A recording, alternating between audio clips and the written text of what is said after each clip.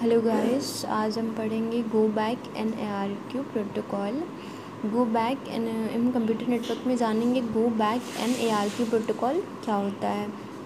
ठीक है, the go back N protocol is also known as a go back N automatic repeat request.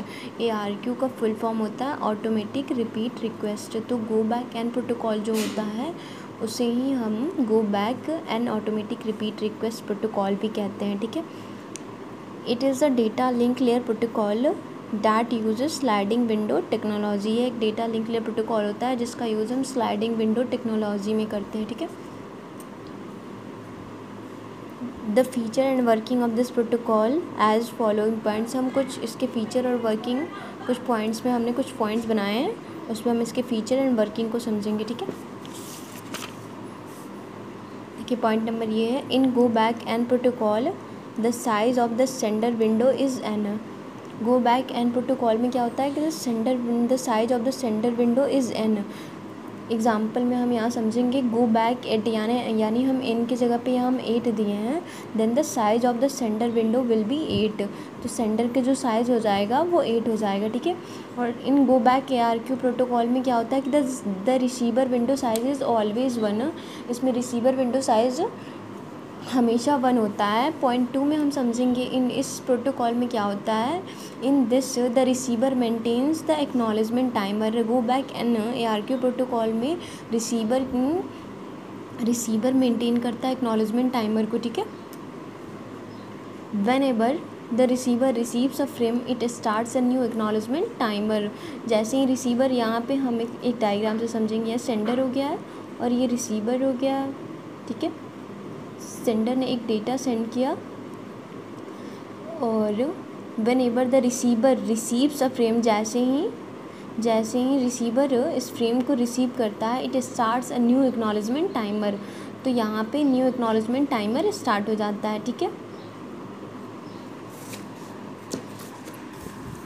When ever the timer expires, जैसे ही timer expire हो जाता है, the receiver sends acknowledgement to the sender for all frames. जैसे कि हम यहाँ पे सेंडर और ये रिसीवर है, यहाँ पे हम डेटा सेंड किए, डेटा 1, फिर डेटा 2, फिर डेटा 3। जैसे ही रिसीवर सारे डेटा को रिसीव कर लेगा तो फिर वो ऑल डेटा को रिसीव करने के बाद एक एक्नॉलेजमेंट सेंड करता है सेंडर को।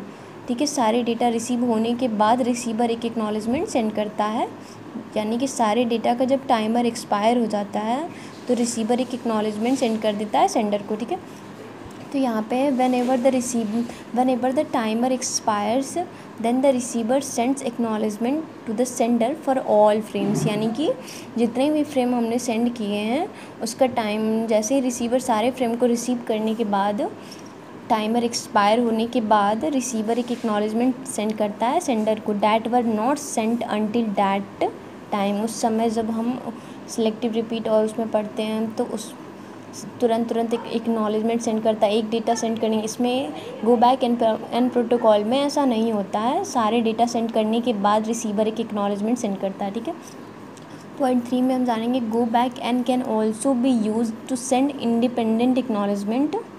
ठीक है, independent acknowledgement is used when needed. जब इसकी ज़रूरत होती है तभी इंडिपेंडेंट एक्नॉलेजमेंट को यूज़ करते हैं। ठीक है, नेक्स्ट पॉइंट में, if the receiver receives a frame whose sequence number is not correct, then it discards such frame directly. If the receiver receives a frame whose sequence number is not correct, then it discard such frame directly. या हम इसको diagram के through समझेंगे। ठीक है, all the frames coming from behind it are also discarded because receiver window size is 1। जैसे कि हमारा एक यहाँ पे सेंडर और एक रिसीवर है, जैसे कि अगर कोई एक फ्रेम हमारा डैमेज हो जाता है या सीक्वेंस नंबर उसका करेक्ट नहीं है तो जो रिसीवर होता है वो एक निगेटिव एक्नॉलेजमेंट सेंड कर देता है। ठीक है, पॉइंट नंबर 5 में समझेंगे, if a frame is lost before reaching the receiver then that frame can be sent back again only when its timer expires. जैसे कि कोई फ्रेम अगर हमारा लॉस्ट होता है और रिसीवर तक नहीं पहुंचता है और वो लॉस्ट हो जाता है तो हमारा जो फ्रेम होता है जब तक उसकी टाइमर एक्सपायर नहीं हो जाएगी तब तक, जैसे ही उसकी टाइमर एक्सपायर हो जाती है सेंडर फिर से उस डेटा को सेंड कर देता है। ठीक है, हम इसे डायग्राम के थ्रू समझेंगे।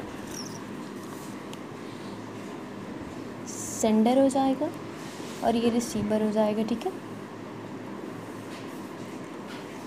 जैसे कि सेंडर डेटा सेंड किया, डेटा 1, फिर एक और डेटा 2, फिर एक और डेटा सेंड किया डेटा 3, फिर एक और डेटा सेंड किया डेटा 4। जैसे कि यहाँ पे डेटा 1 डेटा 2 हमारे सारे डेटा सेंड हो गए हैं। जैसे कि अगर हम डेटा 1 अगर डेटा 2 हमारा अगर डैमेज हो जाता है, डेटा 2 डैमेज तो यहाँ से रिसीवर हमारा एक नेगेटिव एक्नॉलेजमेंट सेंड कर देता है विद द फ्रेम नेम के साथ। फ्रेम नेम क्या था हमारा 2, तो यानी कि 2 यानी फ्रेम नेम के साथ हमारा एक रिसीवर एक एक्नॉलेजमेंट नेगेटिव एक्नॉलेजमेंट सेंड कर देता। उसके बाद जैसे ही रिसीवर हमारा डेटा जो हमारा लॉस्ट हुआ है या डैमेज हुआ है तो उसके बाद उसके बिहाइंड में जो भी डेटा हमारे आते हैं वो सारे डिस्कार्ड हो जाएंगे। डिस्कार्डेड, ये भी डिस्कार्डेड। ठीक है, और जैसे ही नेगेटिव एक्नॉलेजमेंट सेट कर देता है उसके बाद हमारे जो बिहाइंड के डेटा जो हमारे सेंड नहीं हुए हैं, जो डिस्कार्ड हो गए हैं, वो फिर से टाइमर एक्सपायर होने के बाद फिर से ये डेटा सेंड होते हैं, डेटा 2। फिर हमारा इसके नीचे भी जितने भी डेटा 3, फिर डेटा 4। ठीक है, हम इसमें पॉइंट में हमने एक बार पढ़ा था यहाँ पे। ठीक है,